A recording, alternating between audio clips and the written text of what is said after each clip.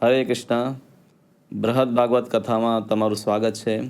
અને આપણે આજે અધ્યાય ત્રીજો, જેનું શીર્ષક છે પ્રપંચાતીત. પહેલા અને બીજા અધ્યાયમાં આપણે જોયું કે નારદજી સૌથી પહેલાં પ્રયાગમાં એક બ્રાહ્મણ રાજાને મળે છે, જે શાલિગ્રામ શિલાની બહુ સરસ રીતે પૂજા કરે છે. ત્યાં ઉપસ્થિત થયેલા બ્રાહ્મણો, વૈષ્ણવો અને દરેક વ્યક્તિને ભગવાનનો પ્રસાદ વિતરણ કરે છે. જ્યારે નારદજીએ એ ભક્તની પ્રશંસા કરી તો એ ભક્તે કીધું, મારી કરતાં તો શ્રેષ્ઠ ભક્ત છે દક્ષિણ દેશના રાજા. તો નારદજી દક્ષિણ દેશમાં જાય છે અને ત્યાં એક ક્ષત્રિય રાજા, જેના રાજ્યમાં અનેકો મંદિરો હતા, દેશ વિદેશથી અનેક લોકો છે, એ રાજ્યમાં આવતા, ભગવાનના દર્શન કરતા, પ્રસાદ પ્રાપ્ત કરતા. જ્યારે એમની સ્તુતિગાન કર્યું તો એ રાજાએ કીધું કે મારો વૈભવ, મારું દાન, આ બધું તો અલ્પ માત્રામાં છે. તમારે ખરેખર જો ભગવાનના કોઈ કૃપાપાત્ર ભક્તને જોવા હોય તો તમે સ્વર્ગલોકમાં જાઓ. અને નારદજી સ્વર્ગલોકમાં જાય છે. સ્વર્ગલોકમાં ઇન્દ્ર બધા દેવતાઓ સાથે મળીને વામનદેવની સેવા કરતા હોય છે. ભગવાન વામનદેવ ઇન્દ્રના નાના ભાઈ તરીકે પ્રગટ થયા હોય છે અને ત્યાં અનેક ઋષિઓ સાથે એ સેવાને સ્વીકારે છે. નારદજી જ્યારે ઇન્દ્રની પ્રશંસા કરે છે તો ઇન્દ્ર કહે છે કે તમે મજાક કરો છો. મારી ભક્તિ તો અલ્પ માત્રામાં છે. અમે દેવતાઓ ઘણી વખત અસુરો દ્વારા ત્રસ્ત થઈએ છીએ અને ભગવાનની ખરેખર મારા પર વધારે કૃપા નથી. તમારા પિતાજી છે બ્રહ્માજી, એમની પર ભગવાનની વિશેષ કૃપા છે. એમનું આયુષ્ય એટલું લાંબુ છે અને એમના લોકમાં હંમેશા જે ભગવાન જે છે સહસ્ત્ર શીર્ષના રૂપમાં હંમેશા વિદ્યમાન રહે છે, યજ્ઞોનો ભાગ સાક્ષાત સ્વયં સ્વીકારે છે. તો બ્રહ્માજી જ બધા દેવતાનો અધિષ્ઠાતા છે અને તમારે ભગવાનના કૃપાપાત્ર ભક્તને જોવા હોય તો બ્રહ્માજી કરતાં કોઈ આ સંસારમાં મોટું નથી. નારદજી બ્રહ્મલોકમાં જાય છે અને બ્રહ્મલોકમાં જઈને જ્યારે બ્રહ્માજીને દંડવત પ્રણામ કરી અને એમની સ્તુતિ કરવા લાગે છે કે તમે જ જગદીશ્વર છો, તમે સૃષ્ટિ કરતા છો, આ બધી પ્રશંસા કરે છે. ત્યાં નારદજીની ઉપર બ્રહ્માજી થોડા ક્રોધ પ્રગટ કરે છે, રોષ પ્રગટ કરે છે અને કહે છે કે હું તો ફક્ત ભગવાનના હાથમાં એક કઠપૂતળી છું અને મારી કરતાં તો ભગવાનની વધારે કૃપા છે, શિવજીને પ્રાપ્ત થઈ છે. કારણ કે મેં ઘણા બધા અપરાધો કર્યા પણ મારા અપરાધો ભગવાને ક્યારેય માફ કર્યા નથી. અને શિવજીને કારણે ભગવાને ઘણી વખત અવતારો પણ લીધા છે. એટલે તમારે ભગવાનની કૃપાના દર્શન કરવા હોય તો સદાશિવ લોકમાં જાઓ. શિવજીના પણ બે સ્થાન છે. એક તો હિમાલયમાં જે કુબેરનું સ્થાન છે, ત્યાં પણ શિવજી પોતાના પરિવાર સાથે રહે છે. પણ મૂળ જે છે રુદ્ર સદાશિવ, તો એ ભૌતિક જગતની પાર જે સદાશિવ લોક આવેલો છે ત્યાં રહે છે. આ સદાશિવ લોક શું છે? આ ભૌતિક જગત અને બ્રહ્મ સંહિતામાં દેવીધામ કીધું છે. દેવી મહેશ ધામ હરિધામ સુતેશુ તેશુ. આ દેવીધામ ભૌતિક જગત છે જે દુર્ગા દેવીના નિયંત્રણમાં છે અને એની ઉપર જે છે વૈકુંઠ ધામ છે. પણ આ બંનેની વચ્ચે જે છે એ મહેશ ધામ છે, સદાશિવ લોક છે. ખાસ કરીને જે ભગવાન શિવને ભગવાન વિષ્ણુ કરતાં ભિન્ન જાણી અને એમની નિષ્કામ ભક્તિ કરે છે, આવા ભક્તો છે સદાશિવ લોકમાં નિવાસ કરે છે. તો સદાશિવ લોકમાં નારદજી પહોંચી જાય છે અને નારદજી શું જોવે છે એ જ આ અધ્યાયનો વિષય છે. ત્રીજો અધ્યાય છે પ્રપંચાતીત. તો શિવજીને નારદજી દૂરથી જોવે છે કે ભગવાન શિવ જે છે ભગવાન શંકરશણની પૂજા કરી રહ્યા છે. એમના શિવજીના ઘણા બધા ગણ જે છે, નંદી ઇત્યાદિ, બધા કીર્તન કરે છે, નાચે છે. ઉમાદેવી ત્યાં બેઠા છે, એ તાળીઓ પાડે છે. આ બધું દ્રશ્ય જોઈને નારદજી અતિ પ્રસન્ન થઈ જાય છે. દૂરથી જ હાથ જોડીને પ્રણામ કરે છે અને પોતે પણ વીણા પર કીર્તન કરવા લાગે છે. અને જ્યારે શિવજીની નજીક પહોંચે છે ત્યારે વારંવાર કહેવા લાગે છે, પરમાનુગ્રહિતોસી કૃષ્ણસ્યેતિ મુહુર્મુહુઃ જગો સરવંશ પિત્રોક્તમ સુસ્વરમ સ્વકીર્તયન. તો જેવું બ્રહ્માજી જેવી સ્તુતિ કરેલી શિવજીની, એવી સ્તુતિ જે છે એ નારદજી શિવજીની કરવા લાગ્યા છે કે તમે જ ભગવાનના પરમ કૃપા પાત્ર, પરમ અનુગ્રહ પ્રાપ્ત ભક્ત છો. તો આવી જ્યારે સ્તુતિ કરવા માંડ્યા અને નજીક આવી અને શિવજીને પ્રણામ કરવા લાગ્યા તો શિવજી એમને રોક્યા, એમનો હાથ પકડી લીધો અને પોતાને નારદજીને ગળે લગાવી દીધા. અને પછી પૂછવા લાગ્યા કે આજે અમારા લોકમાં તમારો આવવાનું શું પ્રયોજન છે? અમારો લોક ધન્ય થઈ ગયો છે, તમારા જેવા વૈષ્ણવના મને આજે દર્શન થયા છે. તો આ રીતે શિવજી છે નારદજીને લઈ અને એક સ્થાન પર બેસી જાય છે. બધું કીર્તન શાંત થઈ જાય છે. તો નારદજી ફરી શિવજીની સ્તુતિ રુદ્ર ષડંક નામના વેદ મંત્રો દ્વારા કરવા લાગે છે. એવા મંત્રો પણ છે જેમાં ભગવાન શિવ અને ભગવાન વિષ્ણુ બંનેને સમાન બતાવ્યા છે. એમને ભગવાન શિવને જગદીશ તરીકે સંબોધન કરવામાં આવ્યું છે. તો આ જ્યારે સ્તુતિ નારદજી કરે છે તો એ સ્તુતિ સાંભળીને જ શિવજી પોતાના કાન જે છે એ બંધ કરી દે છે એમના હાથોથી. કારણ કે એક વૈષ્ણવ જે છે એ ક્યારેય પોતાની પ્રશંસા સાંભળવા માંગતો નથી હોતો. અને શિવજી તો છે વૈષ્ણવ નામ યથાશંભુ, કે બધા વૈષ્ણવમાં શ્રેષ્ઠ છે. તો એક વૈષ્ણવ એવું આચરણ કરે છે જે ઉત્તમ કક્ષાનું હોય છે. તો વૈષ્ણવ ચૂડામણી હોવા છતાં, ભગવાનની ભક્તિના પ્રવર્તક હોવા છતાં પણ શિવજીએ જ્યારે નારદજી દ્વારા પોતાની પ્રશંસા સાંભળી તો થોડું એ ક્રોધિત પણ થઈ ગયા અને કહેવા લાગ્યા, ન જાતો જગદીશોહમ નાપી કૃષ્ણ કૃપાસ્પદમ. કીધું કે હું આ જગતનો ઈશ્વર નથી અને મને ભગવાનની કૃપા પણ પ્રાપ્ત થઈ નથી. પરંતુ હા, એ હકીકત છે, પરમ દાસ દાસાનામ સદા અનુગ્રહ કામુક. એ હકીકત છે કે હું ભગવાનના દાસનો દાસ છું અને હંમેશા ભગવાનના ભક્તોની મને અનુગ્રહ પ્રાપ્ત મળે તો એનું હું હંમેશા મારી કામના રહેતી હોય છે. તો એ રીતે શિવજીએ પોતાની જાતને પ્રસ્તુત કર્યા કે હું તો ભગવાનનો એક તુચ્છ ભક્ત છું અને ભક્તોનો ભક્તો એમનો છું. અને જ્યારે આ સ્તુતિ નારદજીએ કરી તો નારદજીને પણ લાગ્યું કે મેં કંઈક શિવજીને નારાજ કરી દીધા. એટલે એ પ્રકારની સ્તુતિ એમણે કરવાનું બંધ કર્યું. અને પછી નારદજી કહેવા લાગ્યા કે તમે તો ભગવાનના મહાન વૈષ્ણવ ભક્ત છો અને તમારી મહિમા જાણવી લોકો માટે અઘરી છે. પણ એ હકીકત છે કે ભગવાને તમારા લીધે ઘણા બધા અવતારો ધારણ કર્યા અને ભગવાને અમુક એવા અવતારો પણ ધારણ કર્યા કે જેમાં એમણે તમારા ઉદ્દેશ્યથી એક તપ કર્યું અને તમે એમને વરદાન પણ આપ્યું. તો આ સાંભળીને શિવજી વધારે લજ્જિત થઈ ગયા. કારણ કે કોઈ પણ ભક્ત છે ભગવાનને આશીર્વાદ આપવાનું વિચારી ન શકે.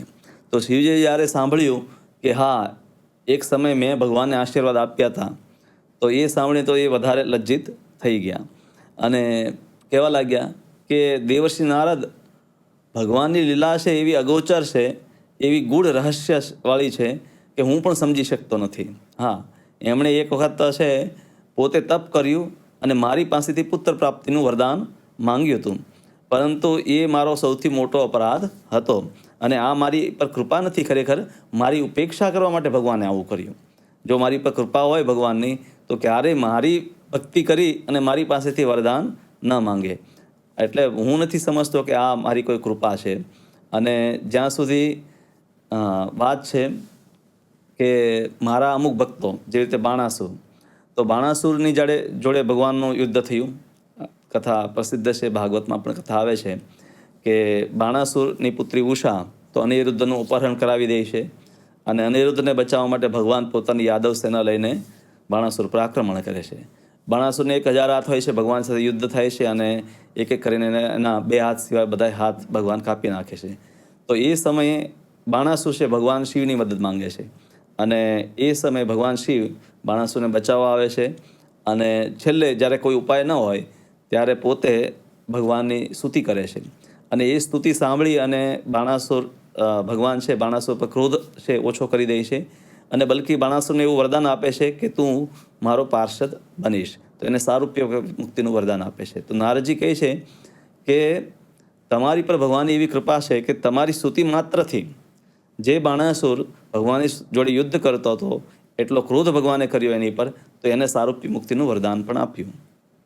અને એવું જ નહીં, તમે જ્યારે પણ કોઈને વરદાન આપ્યું છે, શિવજી ઘણા બધા અસુરો છે ભગવાન શિવની ઉપાસના કરતા હોય છે, તો ભગવાન શિવ જોવે છે કે જે સામે તપ કરવાવાળો છે એનો ઉદ્દેશ્ય શું છે. જેવી રીતે ગર્ગના પુત્રોએ તપ કર્યું અને એ પુત્ર વરદાનમાં એવું ઈચ્છતા હતા કે અમને એવી શક્તિ મળે કે જેથી અમે યાદવોનો નાશ કરી દઈએ. તો શિવજીએ ગર્ગના પુત્રોને એવું વરદાન આપ્યું કે તમે ફક્ત યાદવોને ડરાવી શકશો, એનો નાશ નહીં કરી શકશો. એટલે પૂરેપૂરું વરદાન નહીં આપ્યું. એવી રીતે જયદ્રથે વરદાન શિવજી પાસે માંગ્યું. તો જયદ્રથે વરદાન માંગ્યું કે હું પાંડવોને સમાપ્ત કરી દઉં, પરંતુ શિવજીએ ફક્ત એવું વરદાન આપ્યું કે તું એક વખત બધા પાંડવોને હરાવી શકીશ. એ રીતે સુદક્ષિણા નામના એક રાજા છે, એ પણ શિવજી પાસે વરદાન માંગે છે. તો આ બધા લોકો શિવ ભક્ત હોય છે, શિવજી પાસે વરદાન માંગે છે, છતાં પણ શિવજી એમની એ અભિલાષા પૂરી કરતા નથી. એમને એવા વરદાન આપે છે જે અધૂરા હોય છે અને અંતે આ બધા અસુરોનો નાશ પણ થાય છે. આપણે બીજો એક પ્રસંગ ભાગવતમાં પણ જોઈએ છે કે ચિત્રકેતુ મહારાજનો પ્રસંગ. હવે આ ચિત્રકેતુ મહારાજના પ્રસંગમાં એવું થાય છે કે ચિત્રકેતુ રાજા પોતે ભગવાન શંકરશનના ભક્ત હોય છે અને ભગવાનના આશીર્વાદથી એમને સિદ્ધિ પ્રાપ્ત છે કે એ બધી જગ્યાએ ભ્રમણ કરી શકતા હોય છે. તો એક વખત વિમાનમાં જ્યારે ભ્રમણ કરતાં કરતાં શિવલોકમાં આવે છે અને જોઈએ છે કે શિવજી પોતાની ગોદમાં દેવીને બેસાડી અને સાધુઓ વચ્ચે સત્સંગ કરતા હોય છે. તો એ જોઈને ચિત્રકેતુ મહારાજ છે શિવજીની મજાક કરવા લાગે કે આ કેવા સાધુ છે, તમે કેટલા મોટા યોગી બધા લોકો તમને કહે છે, પરંતુ તમે તમારી પત્નીને અત્યારે ગોદમાં બેઠાડી છે. તો આ જ્યારે શબ્દો સાંભળે છે શિવજી, ત્યારે શિવજી બિલકુલ ક્રોધિત થતા નથી, બલકી ફક્ત હસે છે. અને એ કારણ એ જ હતું કે શિવજી પોતે છે જાણે છે કે ચિત્રકેતુ મહારાજ પણ ભગવાનના ભક્ત છે, એટલે એમણે ક્રોધ કર્યો નહીં. તો આવી રીતે ઘણા બધા પ્રસંગો છે જેનાથી જોઈ શકાય કે ભગવાન શિવમાં એવા ગુણો છે કે હંમેશા વૈષ્ણવ પર પ્રસન્ન થાય છે. અને એક વખત ભગવાન શિવે એવું વરદાન માંગ્યું, તમને પણ આશ્ચર્ય થશે જાણીને કે ભગવાન શિવે એવું વરદાન માંગ્યું કે ભગવાન વિષ્ણુ કરતાં આ સંસારમાં મારી પૂજા લોકો વધારે કરે છે. બૃહદ સહસ્ત્ર નામ સ્તોત્ર છે, એમાં આવે છે કે અલબ્ધા ચાત્માન પૂજામ સમ્યક આરાધિતો હરિ મયા તસ્માદપી શ્રેષ્ઠ્યમ વાંચતા અહમ કૃતાત્મના. તો શિવજી એમાં વરદાન માંગે છે કે મયા તસ્માદપી શ્રેષ્ઠ્યમ, આ સંસારમાં મારી એ ઈચ્છા છે કે તમારા કરતાં મારી શ્રેષ્ઠતા સ્થાપિત થાય. તો આવું વરદાન શિવજીએ શા માટે માંગ્યું? એ વરદાન માંગવાનો પણ એક જ ઉદ્દેશ્ય હતો, કેમ કે ભગવાન વિષ્ણુ કહે છે કે મારા ભક્તોની પૂજા મારી કરતાં શ્રેષ્ઠ છે. અને શિવજી ભગવાનના હૃદયનો ભાવ જાણતા હતા, એટલે એમણે એવું વરદાન માંગ્યું કે જે વરદાન આપીને ભગવાન વિષ્ણુ છે પ્રસન્ન થાય. તો એમણે પોતે વરદાન માંગ્યું કે સંસારમાં ભગવાન વિષ્ણુ કરતાં ભગવાન શિવની પૂજા વધારે લોકો કરે. તો આ વરદાન આપીને ભગવાન વિષ્ણુ અતિ પ્રસન્ન થયા. તો તમે આવું પણ વરદાન માંગ્યું અને તમે પોતે પણ તમારી પાસે ઐશ્વર્ય જગત જનની જે છે તમારા પત્ની છે જે દુર્ગાદેવી, તો પણ તમે ભૌતિક ઐશ્વર્ય બિલકુલ સ્વીકાર કરતા નથી. દિગંબર શિવજી પોતે રહે છે અને એ રીતે ઉન્મત્ત રહી અને ભગવાનના પ્રેમમાં જ હંમેશા ઉન્મત્ત લાગેલા રહે છે. તો તમારી કૃપા જે છે એ અજોડ છે અને તમે ભગવાનના એક પ્રિય ભક્તો છો. આટલું જ નહીં, તમારી જે પત્ની છે પાર્વતી દેવી, તો એ પણ એટલી ભગવાનની કૃપા એમણે પ્રાપ્ત કરી છે કે જનશર્મા નામના એક રાજા પણ છે, એમની કૃપાથી ભગવાન વિષ્ણુના ભક્ત બને છે. તો આવી રીતે તમારી પર ભગવાનની ઘણી બધી કૃપા રહેલી છે. દુર્ગાદેવી છે, તમને ખ્યાલ છે ભાગવતમાં કથા પ્રસંગ આવે છે કે ભગવાન વિષ્ણુ જ્યારે બ્રહ્માજીને આદેશ આપે છે કે હું યાદવ કુળમાં પ્રગટ થઈશ, અને પ્રગટ થતાં પહેલાં દુર્ગાદેવીને આદેશ આપે છે કે તમે મારી બહેન તરીકે પ્રગટ થાઓ ગોકુળમાં. અને પછી એ જ જે પુત્રીને છે, નંદબાબાની પુત્રીને છે, યશોદામાયાની પુત્રીને છે, વસુદેવજી લઈ જાય છે અને કંસ જ્યારે એને મારવાનો પ્રયાસ કરે છે ત્યારે અષ્ટભુજા રૂપ લઈ અને ત્યાં દુર્ગાદેવી પ્રગટ થાય છે. તો એ રીતે ભગવાન પોતે દુર્ગાદેવીની પોતાની બહેન, જે રીતે સુભદ્રાદેવી એમની બહેન છે, એવી રીતે દુર્ગાદેવી પણ એમની બહેન તરીકે એમને સ્વીકાર કરે છે. તો એ રીતે તમારા આખા પરિવાર પર ભગવાનની અસીમ કૃપા રહેલી છે. અને તમે પોતે હંમેશા આ સદાશિવ લોકમાં હંમેશા ભગવાનનું અનેક પ્રકારે નામ સંકીર્તન કરો છો અને જ્યારે પણ અવસર હોય, સાધુઓ આવ્યા હોય, ત્યારે હંમેશા ભાગવત ઇત્યાદિ ગ્રંથોની કથા તમે કરતા રહેતા હો છો. તો એટલા માટે તમે ખરેખર પ્રશંસાને યોગ્ય છો. તો આટલી પ્રશંસા જ્યારે શિવજીની સાંભળી તો નારદજીની સામે શિવજી થોડા લજ્જિત થઈ ગયા, કારણ કે એક વૈષ્ણવ છે ક્યારેય પણ બીજા વૈષ્ણવથી પોતાની પ્રશંસા સાંભળવા નથી માંગતો. અને શિવજી પોતે મનમાં વિચારવા લાગ્યા અને પછી નારદજીને કહેવા લાગ્યા કે ખરેખર એ બહુ મોટા કષ્ટની વાત છે. અહોવત મહત કષ્ટમ ત્યક્ત સર્વ અભિમાન હે, કે તમે તો બધું અભિમાન ત્યાગ કરી દીધું છે, પણ મારા માટે દુઃખની વાત છે. શું દુઃખની વાત છે? ક્વાહમ સર્વાભિમાનાનામ મૂલમ ક્વ તાદૃશેશ્વર, કે હું તો બધાય અહંકારનું મૂળ છું અને તમારા ઈશ્વર ભગવાન વિષ્ણુ તો બધાય અહંકારથી પર થઈ ગયા છે. તમે પોતે ભગવાનના ભક્ત છો અને તમે પણ બધા પ્રકારનો અહંકારનો ત્યાગ કરી દીધો છે. તત્વજ્ઞાન તમે જુઓ તો તમને ખ્યાલ હશે કે શિવજી પણ અહંકારના અધિષ્ઠાતા છે. તો શિવજી પોતે પોતાને કહે છે કે લોકો મને કહે છે કે હું ઈશ્વર છું, હું જ્ઞાનદાતા છું, જ્ઞાની છું, મુક્ત છું, મુક્તિ પ્રદાન કરું છું, હું ભક્ત છું, વિષ્ણુ ભક્તિ લોકોને પ્રદાન કરું છું, પરંતુ ખરેખર હું અહંકારથી ઢંકાયેલો છું. આ જ વૈષ્ણવો જે છે એમનો સ્વભાવ છે. ક્યારે જો કોઈ એમની પ્રશંસા કરે તો એ પોતાની પ્રશંસાને નકારવા સાથે સાથે એ પ્રશંસાનું ખંડન પણ કરે છે અને પોતાના દોષ હશે એ પ્રગટ કરે છે. ખરેખર વૈષ્ણવમાં એવા દોષ હોતા નથી, પરંતુ એક વૈષ્ણવ પોતે એવું જ સમજતો હોય કે એમાં અલ્પ પણ કંઈ દોષ હોય અથવા ન પણ હોય તો પણ એ વસ્તુઓને એ રીતે પ્રસ્તુત કરશે કે એ અનેક દોષોથી ઘેરાયેલો છે. તો શિવજી પોતે મહાન વૈષ્ણવ છે, પણ પોતાને નારદજીની સામે તો એ રીતે જ પ્રસ્તુત કરે છે કે મારી જેવો કોઈ અહંકારી વ્યક્તિ નથી. અને આ સંસારમાં ભગવાને પણ મને એવું કાર્ય આપ્યું છે. ભગવાને મને શું કાર્ય આપ્યું કે આ સંસારનો જ્યારે નાશ કરવાનો હોય ત્યારે હું તમોગુણને ધારણ કરી આ સંસારનો નાશ કરું છું. અને એ રીતે મારું કાર્ય જે છે એનાથી મને લાગે છે કે મારી પર ભગવાનની ખરેખર કૃપા નથી થઈ, કારણ કે મારે બધા આવા કાર્ય કરતા રહેવા પડે છે. અને જ્યારે પ્રસંગ જે છે તે તમે જે પ્રસંગો કીધા કે બાણાસુર જે છે, તો બાણાસુર વખતે મારા સ્તવથી ભગવાન પ્રસન્ન થયા તો એ હકીકત ખરેખર નથી. કારણ કે એ ઉષાહરણના પ્રસંગમાં અથવા પારિજાત હરણના પ્રસંગમાં ખરેખર જો ભગવાનની મારા પર કૃપા હોત તો હું ક્યારેય એવું વિચારતા જ નહીં કે હું ભગવાનની જોડે યુદ્ધ કરું. એક દાસ જે છે એ ક્યારેય સ્વામીની જોડે યુદ્ધ ન કરે, અને મેં એમની જોડે યુદ્ધ કર્યું કારણ કે મારામાં એવી ભક્તિ નથી, એટલે મેં એમની સામે યુદ્ધ કર્યું. અને ખરેખર જો હું ભગવાનનો દાસ હો તો હું ભગવાન મારી આરાધના શા માટે કરે? તો એમણે આરાધના કરીને જ છે મારી ઉપેક્ષા કરી છે. અને ભગવાન મને એવો આદેશ પણ આપે છે, એવા કાર્ય મારી પાસે કરાવે છે કે મને લાગે છે કે મારી બિલકુલ ઉપેક્ષા કરી રહ્યા છે. પદ્મપુરાણમાં એક પ્રસિદ્ધ શ્લોક છે કે જેમાં ભગવાન વિષ્ણુ શિવજીને કહે છે કે તમે કલિયુગમાં કલ્પિત ભાષ્ય જે છે તો એનું નિર્માણ કરી અને લોકોને ભ્રમિત કરો. તો માયાવત દર્શન છે એને પણ હું આદિશંકરાચાર્યના રૂપમાં આવીને પ્રસ્તુત કરું છું. તો એનાથી મને લાગે છે કે મને ખરેખર ભગવાનની કૃપા પ્રાપ્ત થઈ નથી, કારણ કે મારે આવા બધા કાર્ય કરવા પડે છે. અને તમે મને કીધું કે ભગવાને પુત્ર પ્રાપ્તિ માટે મારી આરાધના કરી, તો આમાં તો હું ભગવાનને આશીર્વાદ આપી રહ્યો છું. તો એમાં મારે અહોભાગ્ય ન સમજવું જોઈએ, કારણ કે એ તો મારા સ્વામી છે અને મારી ઉપાસના કરે છે, તો એ ખરેખર ભગવાન મારી ઉપેક્ષા કરી રહ્યા છે.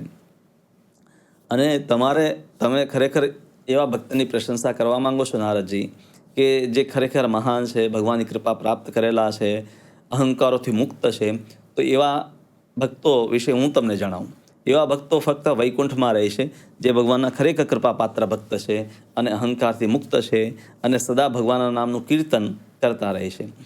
તો તમને ખ્યાલ જ છે કે જે દેવીધામ છે એની ઉપર મહેશધામ છે અને મહેશધામની ઉપર વૈકુંઠધામ છે. તો વૈકુંઠમાં ભગવાનના ભક્તો ભગવાનની નિત્ય સેવા કરે છે. હરિભક્તો જે છે એ આ સંસારમાં પણ, જે રીતે નારદજી ક્યારેક આ સંસારમાં પણ આવતા હોય છે અને ભક્તિનો વિસ્તાર કરતા હોય છે, તો એ પોતે બધી જગ્યાએ ભ્રમણ કરવા માટે પણ છે મુક્ત હોય છે, એમને કોઈ રોકટોક નથી હોતી. વૈકુંઠ લોકમાં ફક્ત ભગવાન વિષ્ણુના પાર્ષદ નહીં, પરંતુ એ લોકમાં પશુ પક્ષી વૃક્ષ ઇત્યાદિ બધાય ભગવાનની સેવામાં લાગેલા છે. કૃષ્ણ કોન્શિયસ બધાય કૃષ્ણ ચેતનામાં લાગેલા છે અને હરિનું ભજન કરે છે. પ્રભુપાદજી તો એવું પણ કહે, એક ભક્ત આવીને પ્રભુપાદને પૂછે કે શું વૈકુંઠમાં મચ્છર પણ હશે? પ્રભુપાદજી કહે અગર મચ્છર હશે પણ તો પણ એ પણ ભગવાનના નામનું કીર્તન કરશે. તો એવી રીતે આ એક એવો લોક છે કે જ્યાં બધાય ભગવાનની ભક્તિ કરી રહ્યા છે. અને વૈકુંઠવાસીઓ જે છે એવી કરુણા, એમને જે કરુણા પ્રાપ્ત થઈ હોય એવી કાંઈ કરુણા દેખાતી નથી. એટલે તો હું વારંવાર એ વૈકુંઠવાસીઓ છે એમના ચરણોમાં વંદન કરું છું. અને વૈકુંઠવાસીઓ ભગવાનની જ્યારે ખાસ કરીને એમનું કીર્તન કરે છે ત્યારે ભાવ વિભોર થઈ જાય છે, અશ્રુ પ્રવાહ થાય છે, અને એ રીતે બધાય પ્રકારના ભાવોના પ્રેમના લક્ષણો એમના શરીરમાં પ્રગટ થતા હોય છે. અને ખરેખર તમે પોતે વૈકુંઠમાં ઘણી વખત ગયા છો, તો મારે વૈકુંઠનો વૈભવ અને વૈકુંઠવાસીઓની મહિમા કહેવાની વધારે જરૂર રહેતી નથી. તમે જાણો છો કે એ વૈકુંઠવાસીઓ કહેવાશે. અને ખરેખર એવા વૈકુંઠવાસી ભક્તો જે છે એમની કૃપાથી આ ભૌતિક જગતમાં પણ એવા ઘણા બધા ભક્તો થઈ ગયા છે કે જેમને દેવતાઓ પણ વંદન કરે છે. ઘણા ભક્તો છે વૈકુંઠવાસીઓની કૃપાથી, નારદજીની કૃપાથી ઘણી વખત આ સંસારમાં પણ ભગવાન વિષ્ણુના એવા ભક્તો થતા હોય છે કે દેવતાઓ પણ એમને વંદન કરતા હોય છે. તો એ ખરેખર મારા માટે પણ વંદનીય છે. તો એના માટે હું કહું છું કે તમારે જો ખરેખર ભક્તોની પ્રશંસા કરવી હોય, એમનો સંગ કરવો હોય, તો આવા ભક્તોની પ્રશંસા કરો, એમનો સંગ કરો, તો એનાથી તમારું કલ્યાણ થશે. તો નારદજીએ કીધું કે તમે કીધું છે બરાબર છે કે મારે વૈકુંઠવાસીઓનો સંગ કરવો જોઈએ, પરંતુ તમે પણ તમારા બધા ભક્તો જોડે ભગવાનની ભક્તિ કરી રહ્યા છો. તો શિવજી કહે છે કે હું કંઈક ભગવાનની સેવા ઉપાસના કરું છું, પરંતુ મને સૌથી પ્રિય કોઈ હોય તો એ ભગવાન વિષ્ણુના ભક્તો છે. આનંદી ઇત્યાદિ પણ મને એટલા પ્રિય નથી. આ વાત શિવજી પોતે છે પ્રચેતાઓને જ્યારે ઉપદેશ આપે છે ત્યારે પણ કહે છે કે મને સૌથી વધારે પ્રિય છે વૈષ્ણવ પ્રિય છે. એટલે હંમેશા શિવજી છે વૈષ્ણવને જોઈને અતિ પ્રસન્ન થતા હોય છે. અને તમારે ખરેખર જો ભક્તોને જાણવા હોય તો વૈકુંઠમાં જ તમારે જવું જોઈએ. તો એ રીતે નારદજીની વાત સાંભળી અને શિવજી પ્રસન્ન થઈ જાય છે અને વૈકુંઠ જવા માટે તૈયાર થઈ જાય છે.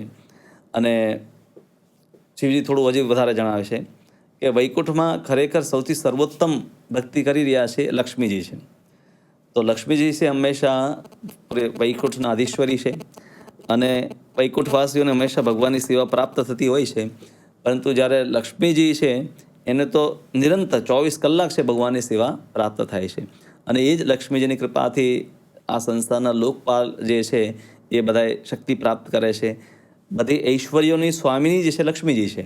જ્ઞાન, વૈરાગ્ય, ભક્તિ ઇત્યાદિ એનાથી લોકોને પ્રાપ્ત થાય છે. તો નારદજી વૈકુંઠની એટલી મહિમા સાંભળીને, હાલાકી નારદજી તો છે બધા લોકમાં ભ્રમણ કરતા રહેતા હોય છે, પરંતુ અત્યારે એમની યાત્રા એ હતી કે અલગ અલગ ભક્તોને મળે અને એ જાણે કે સૌથી ભગવાનના કૃપાપાત્ર ભક્ત કોણ છે, ભગવાનના ભક્તોના મોઢેથી જ એ સાંભળે. તો નારદજી પોતે છે શિવજીની વાત સાંભળી અને વૈકુંઠ જવા માટે તૈયાર થઈ જાય છે. તો એ સમયે શિવજી છે એમનો હાથ પકડીને રોકી લે છે કે નારદજી, વૈકુંઠમાં તમારે જવાની શા માટે જરૂર છે? અત્યારે વૈકુંઠવાસી ભગવાન દ્વારકામાં જ પ્રગટ થયા છે અને દ્વારકામાં નિવાસ કરે છે. અને એ જ લક્ષ્મી દેવી અત્યારે રૂકમિણી દેવીના રૂપમાં ભગવાનની જોડે નિવાસ કરે છે.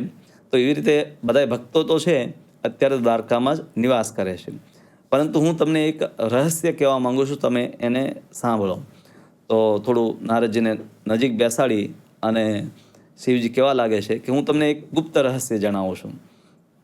અને પછી કહે છે કે ખરેખર લક્ષ્મીજી કરતાં પણ કોઈ મહાન હોય તો એ પ્રહલાદ મહારાજ છે. કારણ કે આ વસ્તુ ગુપ્ત છે. સાથે મારા પત્ની પાર્વતી દેવી બેઠા છે એટલે હું તમને બધી વસ્તુ વિસ્તારથી નહીં કહી શકું, પણ ટૂંકમાં કહું છું કે ભગવાનના ભક્તોમાં સૌથી વધારે કૃપા પ્રાપ્ત કરી હોય અને આદર્શ ભક્ત હોય તો પ્રહલાદ મહારાજ છે. એ પ્રસંગ તો તમને ખ્યાલ જ છે કે જ્યારે નરસિંહદેવના રૂપમાં ભગવાન પ્રગટ થાય છે તો ત્યાં લક્ષ્મીજી પણ હોય છે, બ્રહ્માજી હોય છે, ઇન્દ્ર હોય છે, ગરુડ હોય છે. કોઈ પણ છે એ ભગવાનને શાંત કરી શકતા નથી. અને પ્રહલાદ મહારાજ છે પોતે પુષ્પમાળા લઈ જાય છે અને જેવા નરસિંહદેવની નજીક જાય છે તો નરસિંહદેવ તરત એમનો ક્રોધ છે એ છોડી દે છે અને પ્રહલાદ મહારાજને પોતાના ગોદમાં બેસાડી દે છે અને પોતાની જીભથી પ્રહલાદ મહારાજને ચાટવા લાગે છે. તો આવી કૃપા ભગવાને કોઈ ઉપર કરી હોય એવું દેખાતું નથી. ભગવાન પોતે ભાગવતમાં કહે છે, અહમ ભક્ત પરાધીનો ય સ્વતંત્ર ઇવ દ્વિજ સાધુભીગ્રસ્ત હૃદયો ભક્તિર્ભક્ત જનપ્રિય.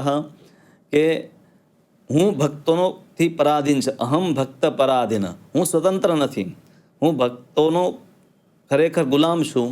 અને સાધુ જે છે એ મારું હૃદય છે અને હું સાધુઓના હૃદયમાં રહું છું. અને બીજી એક જગ્યાએ ખાસ કરીને ઉદ્ધવ, જ્યારે ઉદ્ધવ ગીતામાં ભગવાન છે ઉદ્ધવજીને કહે છે, ન તથા મે પ્રિયતમ આત્મયોનિર્ન શંકર ન ચ સંકર્ષણો ન શ્રી નૈવાત્મા ચ યથા ભવાન. તો ઉદ્ધવ જેવા ભક્તને સંબોધન કરતાં કરતાં ભગવાન કહે છે કે મને પ્રિય નથી કોણ? આત્મયોની બ્રહ્માજી, પુત્રના રૂપમાં બ્રહ્માજી, સ્વરૂપના રૂપમાં શંકર, અને ભાઈના રૂપમાં સંકર્ષણ, અને પત્નીના રૂપમાં લક્ષ્મીજી એટલા મને પ્રિય નથી જેટલો ભક્તના રૂપમાં તું મને પ્રિય છો. તો ભગવાને એમના ભક્તો પ્રિય છે.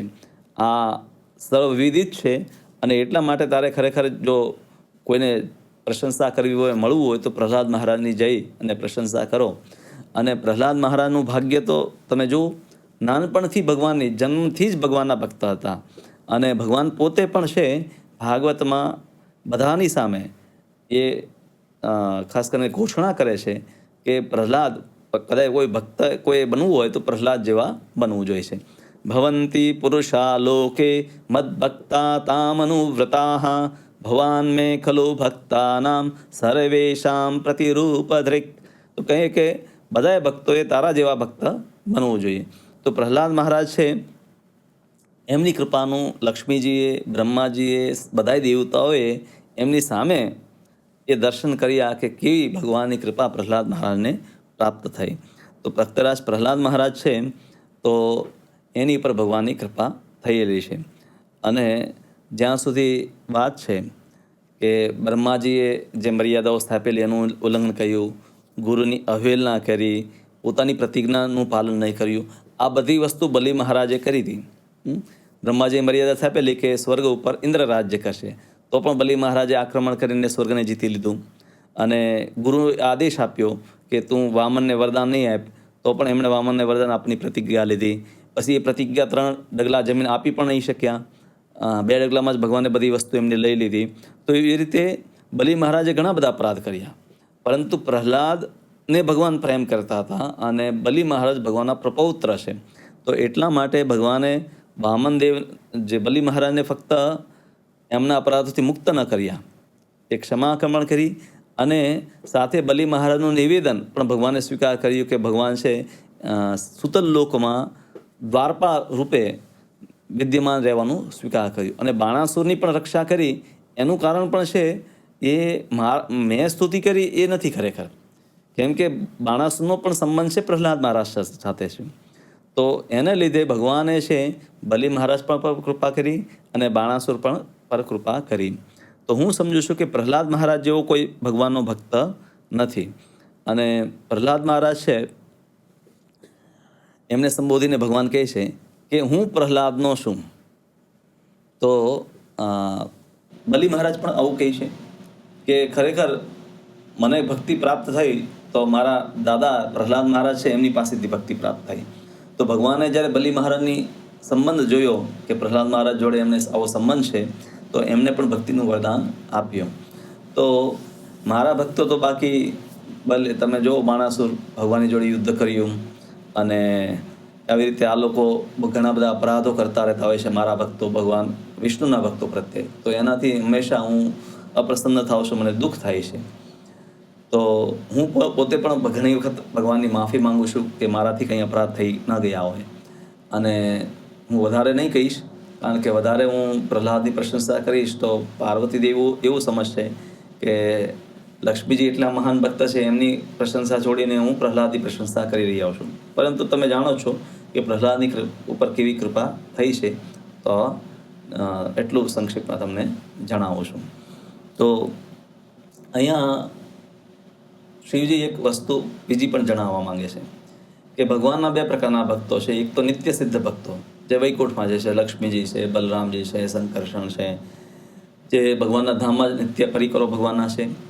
અને બીજી પ્રકારના ભક્તો જે છે કે જે પોતાની સાધનાથી અને ઘણા બધા કષ્ટ ઉઠાવીને આ સંસારમાં રહી અને ભગવાનની ભક્તિને પ્રાપ્ત કર્યા છે, ભગવાનના આશીર્વાદ પ્રાપ્ત કર્યા છે. તો નારદજીને જણાવે છે કે ખરેખર એ ભક્તો વધારે શ્રેષ્ઠ છે, કારણ કે જે વૈકુંઠમાં ભક્તો છે તો નિત્ય સિદ્ધ છે, એમને કશી વસ્તુનો ત્યાગ નથી કરવો પડ્યો, સંઘર્ષ નથી કરવો પડ્યો, સ્વરૂપથી જ ભગવાનની ભક્તિમાં લાગેલા છે. પરંતુ આ સંસારના જે ભક્તો જે છે એ ઘણો બધો ત્યાગ કરી, સેક્રિફાઈસ કરી અને એ સ્થિતિને પ્રાપ્ત કરે છે.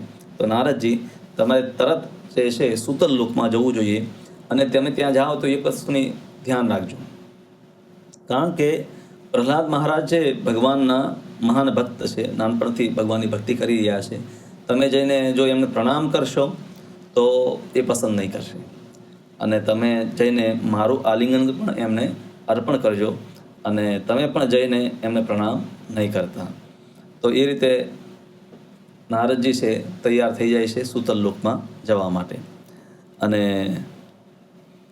સૂતલ લોકમાં નારદજી પ્રવેશ કરે છે અને સૂતલ લોકમાં જ્યારે પ્રવેશ કરે છે તો નારદજી છે પ્રહલાદ મહારાજને એક જગ્યાએ બેઠેલા જોવે છે કે પ્રહલાદ મહારાજ છે એક જગ્યાએ બેઠી અને ભગવાનનું ધ્યાન કરતા હોય છે અને ત્યાં જઈ અને એ પ્રહલાદ મહારાજની સ્તુતિ કરવા લાગે છે. તો આ રીતે જે ત્રીજો અધ્યાય છે જેમાં નારદજી છે સદાશિવ લોકમાં જાય છે. સદાશિવ લોકમાં જાય અને ભગવાન શિવની સ્તુતિ કરે છે અને શિવજી પોતે સ્તુતિ સ્વીકારતા નથી, બલ્કિ પોતાની સ્તુતિમાં જે પણ કહેવામાં આવ્યું એનું ખંડન કરે છે અને પહેલાં એ વૈકુંઠવાસીઓની સ્તુતિ કરે છે. એ જ વૈકુંઠવાસીઓ દ્વારકામાં આવ્યા છે એમની સ્તુતિ કરે છે અને દ્વારકામાં જે ઉદ્ધવજી છે એમને સંબોધિત કરીને ભગવાને જે કીધું કે મારા ભક્તો શ્રેષ્ઠ છે, તો એ વસ્તુને કેન્દ્રમાં રાખી અને શિવજી નિષ્કર્ષ એ આપે છે કે સંસારમાં જે ભક્ત સાધના કરીને સિદ્ધ થયા છે તો એવા ભક્તોમાં પ્રહલાદ છે એક આદર્શ ભક્ત છે અને તમારે પ્રહલાદ મહારાજની પાસે જવું જોઈએ સૂતલ લોકમાં અને એમની સ્તુતિ કરવી જોઈએ. તેવી જ રીતે શિવજી છે નારદજીને પ્રહલાદ મહારાજના લોકમાં મોકલે છે. તો ત્રીજા અધ્યાયનો વિષય અહીંયા પૂરો થાય છે. ચોથા અધ્યાયમાં આપણે જોઈશું કે શિવજી નારદજી જે છે શિવજીના આદેશથી જ્યારે સૂતલ લોકમાં જાય છે તો પ્રહલાદ મહારાજ શું કરતા હોય છે, એમને કઈ રીતે સ્તુતિ કરે છે અને પછી પ્રહલાદ મહારાજ એના ઉત્તરમાં શું કહે છે, તો એ બધું ચોથા અધ્યાયમાં આપણે જોઈશું. હરે કૃષ્ણ.